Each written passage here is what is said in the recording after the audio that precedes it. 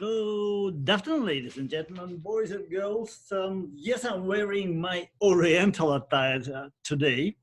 This beautiful robe was presented to me in the Tashkent University after a series of lectures, which I did there, but it's so beautiful that I'd rather just take it off, sit down, and we start our talks. I apologize for the quality of sound because I had to leave the house. My daughter is having her online school today, so well, we have to be outside. I keep on thinking about investing in a microphone. The only problem is that it's quite hard today to buy something online. Everybody is speaking about the online business, but. Anyway, the green color, the color of Islam. We're going to talk about Muslim Spain, about the 781 years of Muslim domination, well, partially domination in what we call Al-Andalus. We're going to speak about states, people, culture, and about the Taifa of Denia. Well, what I did is, well, my lectures start getting longer and longer. I do apologize.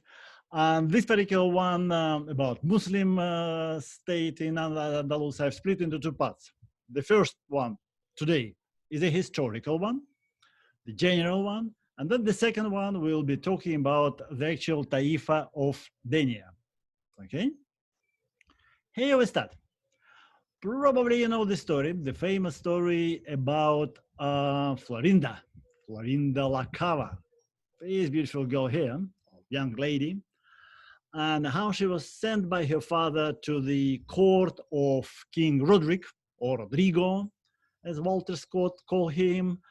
And there she was until, well, she was aggrieved by the king. Cherchez la femme, look for a lady. So her father, who was the governor of Ceuta in Africa, went for help to the local tribes, Muslims, and asked them to revenge the honor of his daughter. And a minor general, he was not the head of the army, he was called Tariq. He headed not too big a detachment of Muslim troops, crossed the strait, and landed in the surroundings of a high mountain or a rock.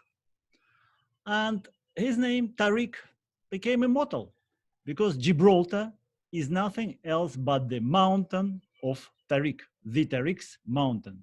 So both the strait, Gibraltar Strait, and the rock, the mountain of the Gibraltar, and the state, or the little part of Britain there, are called after the first conqueror of Al-Andalus. So it took 3 years, 711 to 713, to conquer Al-Andalus.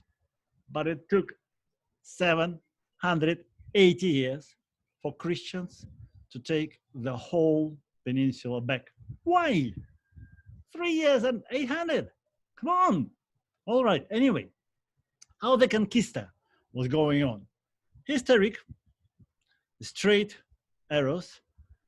He gets to Gibraltar, named after him, and then pierces the country all the way to the north. See, geography of Spain is very interesting because it depends on the rivers, on the valleys of rivers. Most of the rivers go to Atlantic Ocean. Guadalquivir, Guadiana, Tajo, Tajo, Duero, and only one, Ebra, the big one, Ebra, goes to Mediterranean. Then smaller ones in our parts of the country, Levante and Júcar and Segura. Anyway, moving from south to north is quite easy in this part. And that's what Tariq did in 711. And then Musa, his boss, who decided to come over and see for himself what his young general has done. So Musa followed his steps, but not exactly. And it took them overall 3 years, 711 to 714, to conquer the whole lot. The only part which they didn't conquer was here.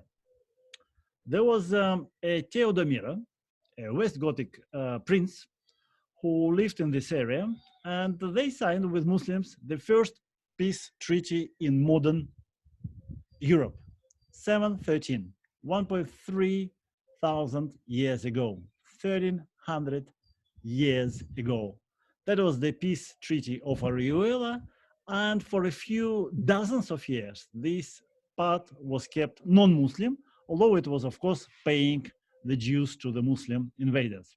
What is interesting, these are the new names of the towns, the present names of the town: Orihuela, Lorca, Alicante, Elche, but we can't see here Valencia, and we can't see here Denia. Why? We'll find very soon. Anyway, well, the conquista just started as it was. You know, a father asking his neighbors, Muslims, to go across the Gibraltar and revenge the honor of his daughter. No. About 50 years before, Emir Uthman in Damascus, in Syria, said, the road to Constantinople lies through Hispania. Strange. They wanted to conquer Constantinople. They were trying, they Muslims, were trying for 800 years to get Constantinople. And yet this clever man is saying, look, go via the other side of Europe. So that was factor one. Factor two, West Gothic kingdom in Iberia. It wasn't very, very friendly within itself.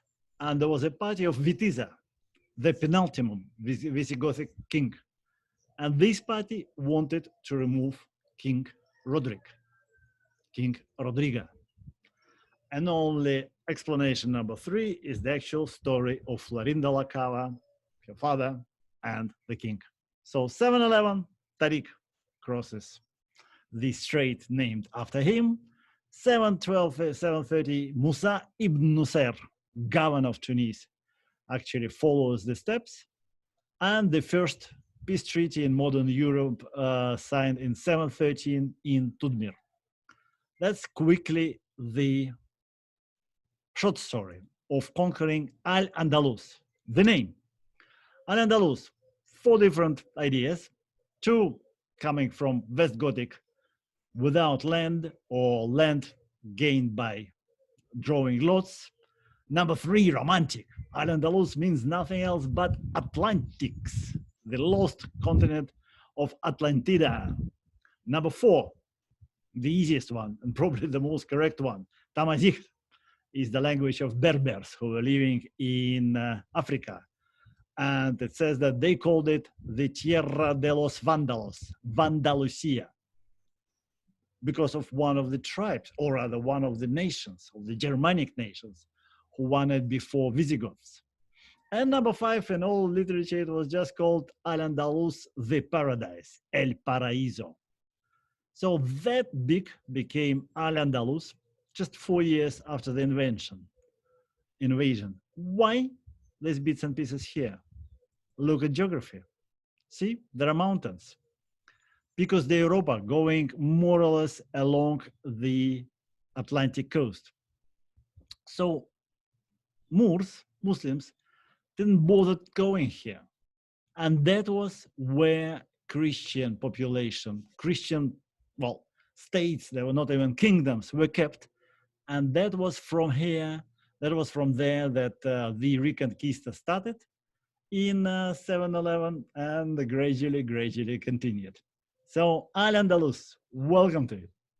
Now, was Al-Andalus run by the same lot of governors all these 800 years? No.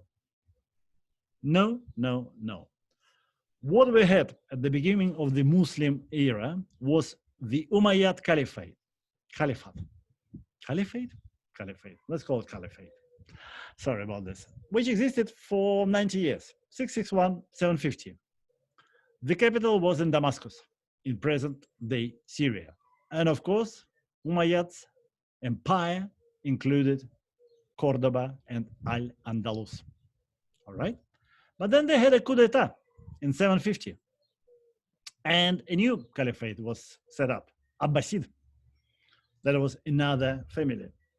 This empire existed for 800 years, not 90 years like Umayyads, but 800 years, from 750 to 1517. They moved the capital to Baghdad, Abbasides, I mean. But what happened? Only one representative of Umayyads dynasty escaped and ran to Al-Andalus and started a separate state there. In 1756, he created an independent emirate, Al-Andalus, which existed for 1.5 centuries. And then what also happened? In 909, a third caliphate, or rather at that point in time, a second caliphate appeared, Fatimids, people who founded Cairo, Shiites. And they started also sending their spies and sending their priests into Al-Andalus. Also, the Abbasi kingdom, Abbasi empire, wanted to get Al-Andalus back. So another clever representative of Umayyad family set up a caliphate, an independent caliphate, in 929.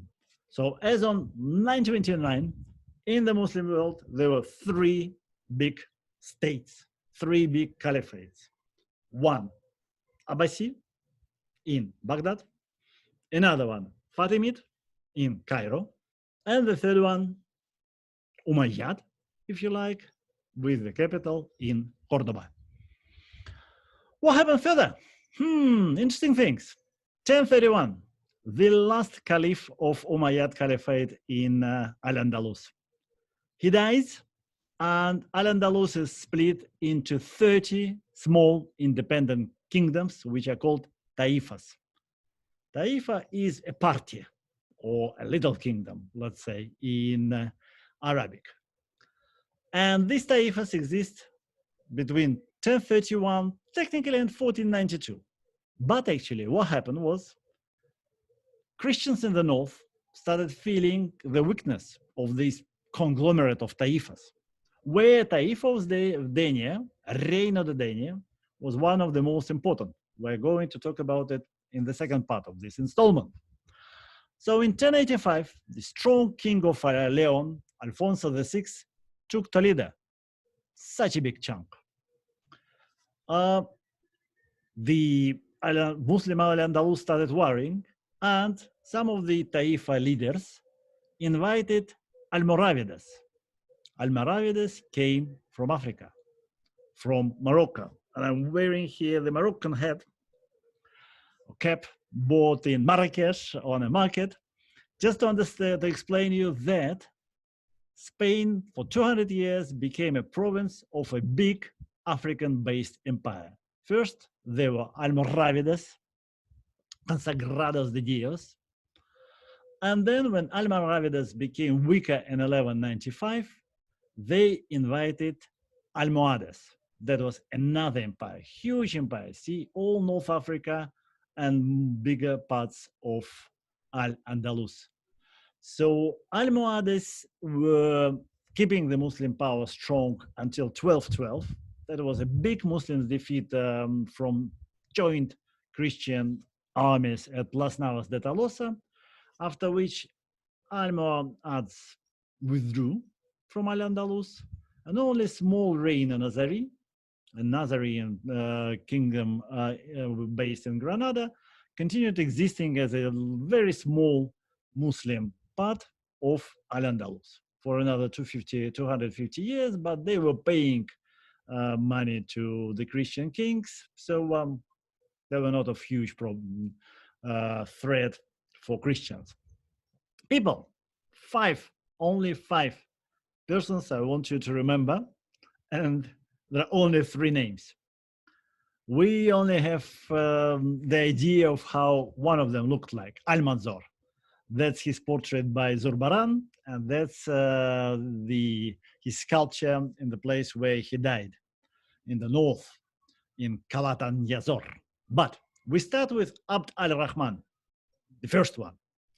That was the representative of Umayyad family who escaped Damascus and started an independent emirate in Cordoba. The second one, Abd al-Rahman III. That's the highest part of the development of caliphate in Cordoba, in Al-Andalus. He was the first caliph who actually called himself caliph in 929. Okay. Then we have Hishams, the second and the third.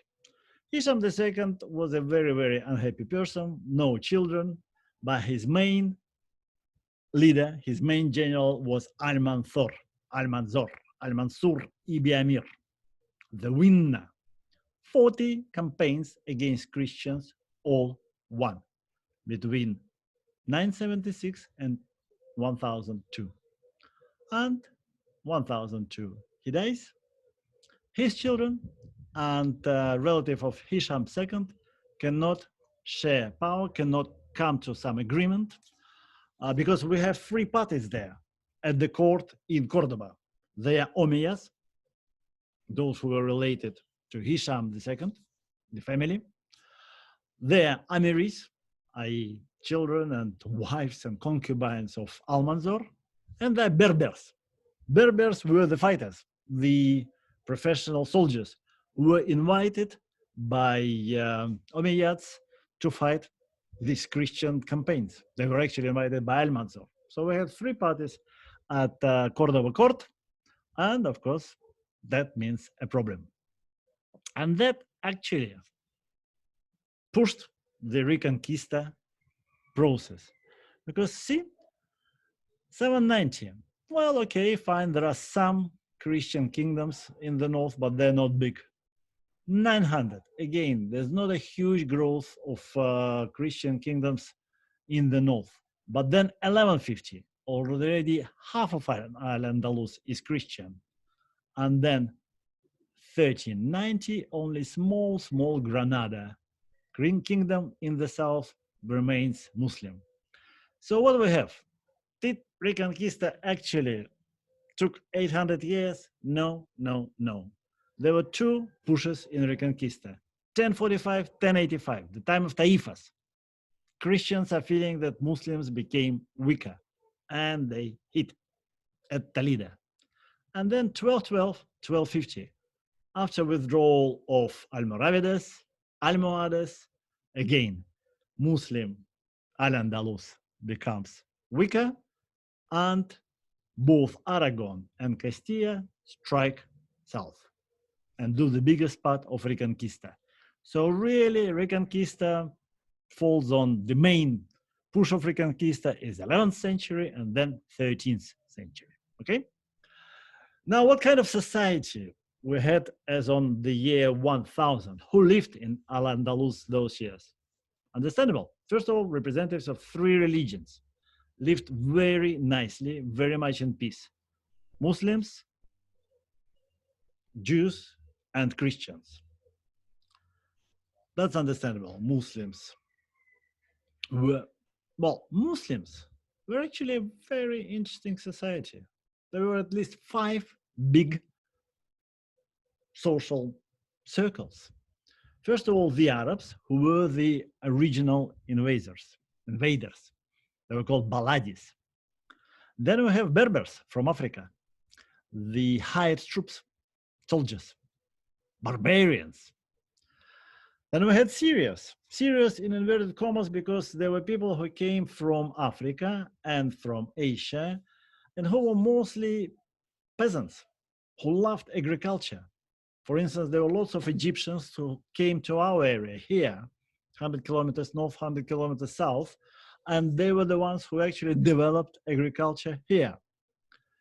Then there were converted Christians who became to be called muladis. And then there was a very interesting group of people who were called Sakaliba rather. They were slaves. Sometimes it says that the word Sakaliba is so similar to Slavonic, that these were people, they're all slaves of Eastern European origin, or even of Slavonic origin. But actually, it's not true. We know that Sakaliba this term referred to any slaves of European origins. They could be Basques, they could be French, they could be Italian, and they could be Yugoslavian, Croatian, or even Bulgarian, or whatever. Who knows? But anyway, Sakalibas, being very clever, reached very high levels in Cordoba's Caliphates hierarchy. Originally, they couldn't speak Arabic, so they were called mudos. They couldn't speak the language. But gradually, they started growing. They became top generals. They became librarians. They became artisans, teachers, and so forth. Actually, the representative of Jewish religion, they kept the doctor's positions and, of course, the financial positions. But all others, the top positions in other very, very, very high-ranking professions were taken by Sakaliba, and we are talking about 10th to 11th century. Okay, what kind of country was it? Al-Andalus. In 8th century, just after the invasion, in 9th century, it was an agricultural country. Very, very peaceful. They had no one to fight with at that particular moment. And their cities nearly didn't have any walls. For instance, the walls of Valencia were only built in 1013, 1018. They had a small towns, which really there was a fortress in the center. And then they were really what's called agricultural towns, okay? In 10th century, yes, we remember there was new caliphate called Fatimids one.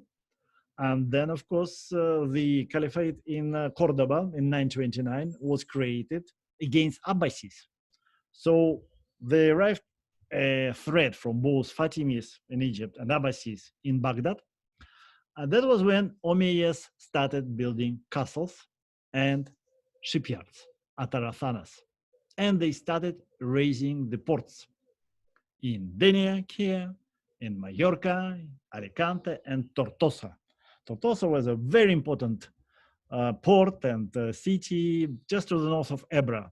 Ebra now splits Valenciana and Catalonia, so about 300 kilometers from here. And the structure was like this. The actual fortress, the castle, was called Al-Kathaba. Then the storage places around it were called Al-Bakar. And then there was a suburb called Al-Rabal, mostly for immigrants, because unfortunately after the crash of actual caliphate in Cordoba in 1031, people started immigrating. They didn't want to live in the town which was dominated by Berbers.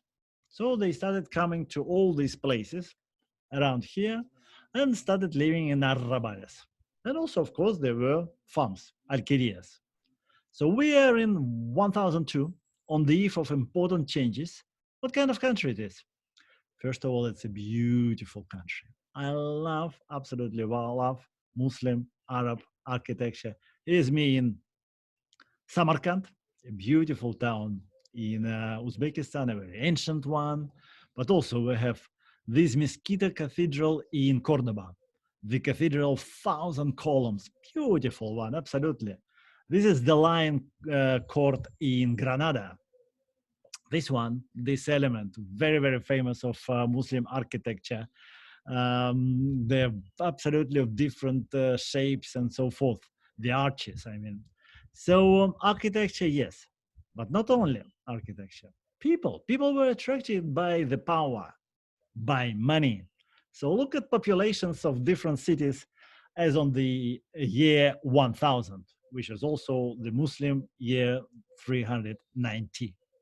The biggest city in the world, Baghdad, the center of Abbasides Empire, 1.2 million population.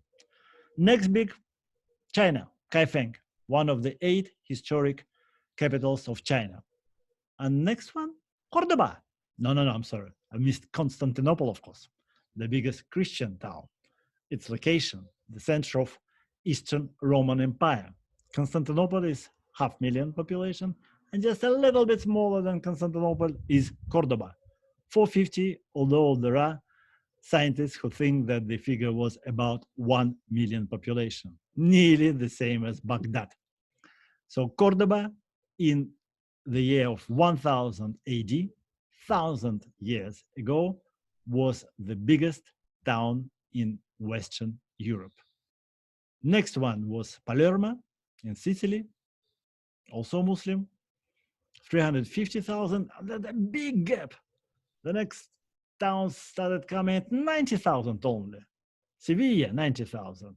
Amalfi, Genoa, 80,000. Venice, 60,000. Salerno, 50,000. Kiev, at about 50,000 as well.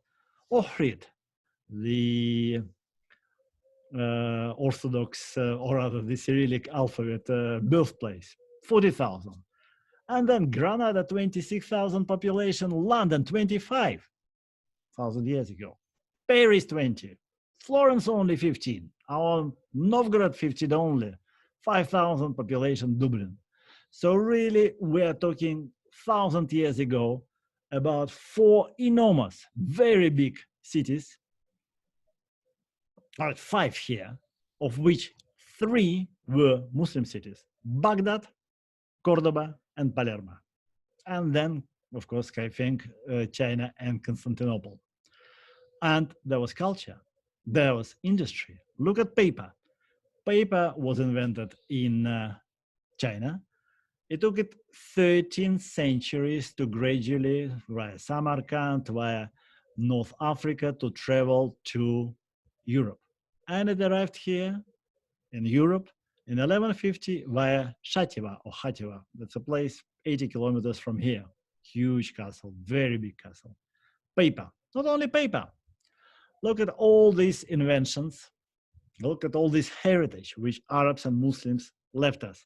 In physics, in chemistry, alcohol, the very word is Arab, of course. In pharmaceutics, Harabes are the mixtures against coughing. We're all coughing nowadays. In gastronomy, they brought rice, arroz. They brought aubergines, berenjenas. They brought citruses, of course, citricos, and then sugar, azúcar. Math, the very idea of zero came from Arabs, the Arab numerals, of course. Medicine, pharmacology, agriculture, algodon, cotton was brought by Arabs here, asparagus, and so on and so forth. Games, chess, artisania, working with metals, with glass, with tiles, with paper, as we said.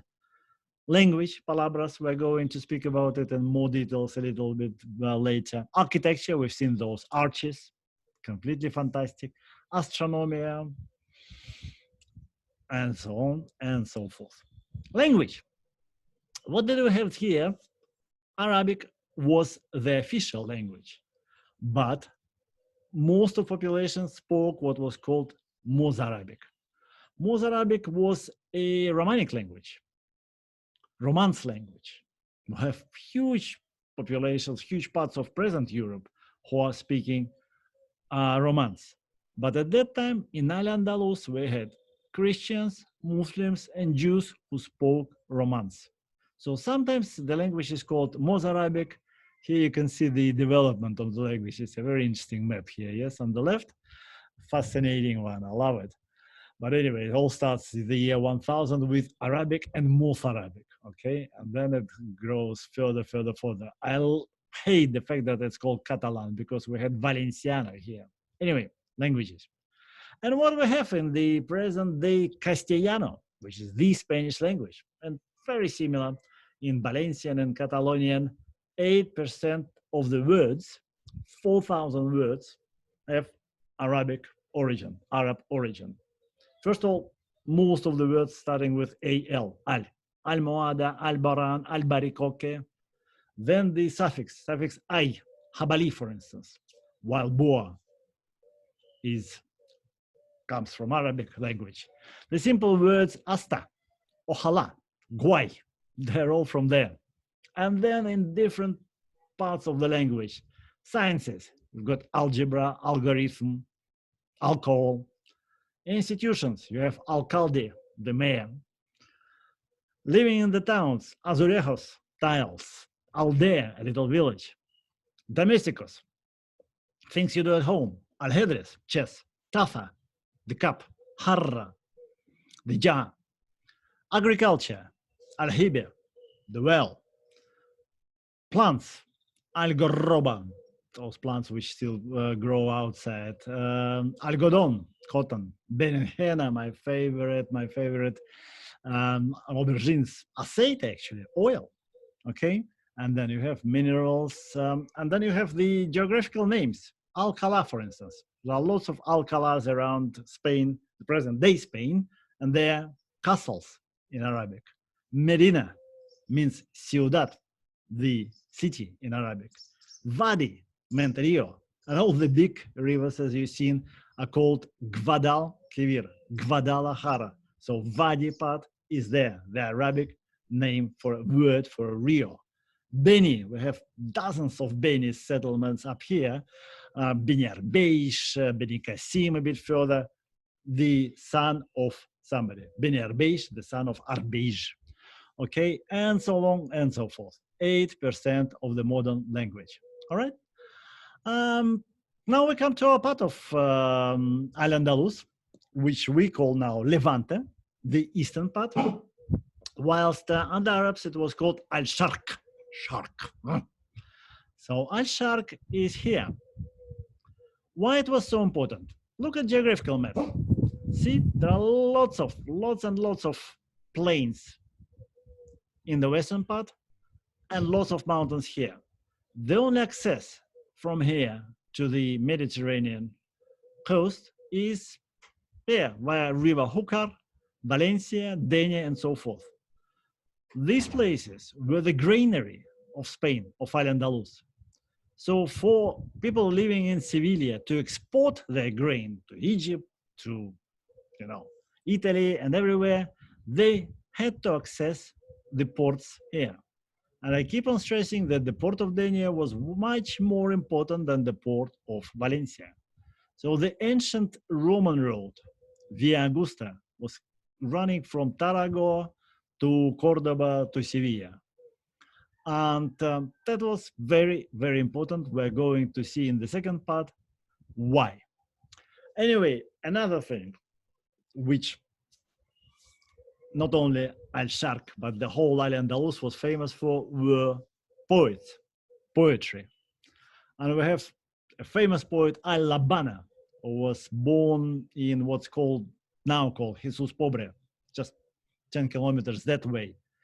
He was famous as a poet all over the Arab world. I'm like a mirror, brilliant and honest. I recognize people by the manner in which they treat me or deal with me. Yo soy como un espejo, brillante y sincero, y reconozco a la gente de la misma manera que ellos lo hacen conmigo. Philosophy and day-to-day life. Al-Labana was speaking about the city of Mallorca in this poem, but actually we recognize that his feelings are all about Denia. It is the city to which the dove has lent its collar, which the peacock has dressed in his feathers. Its waters are like wine, and the patios of their houses like glasses. Beautiful. And the very last in this installment, the very last part, that's what for my big surprise, I saw this in the Arab part and the Muslim part of the museum in Shativa, in the huge fortress of Shativa, 80 kilometers from here, is about chess, because chess, of course, were brought to Al-Andalus from Persia. And I never knew that chess had such an important, Kabbalistic or whatever meaning. But I was explained that chess actually have everything. First of all, there are parts of the world, north, south, east, west. You start here on the east. These 28 external squares are all phases of the moon, from the new moon to the full moon and backwards. Next 20 squares are stages of day and night, but also actually stages of life, fight between life and death. The next 12, zodiac signs, of course, astronomy. And then the last 4 in the very center, for which every chess player is fighting, 4 seasons. The dark ones are, of course, winter and autumn, and the brighter ones are summer and spring. So the total 64, the cosmic battle between good and bad, yin and yang. And that's exactly how we sometimes look at Conquista and Reconquista battle. No, it was a movement.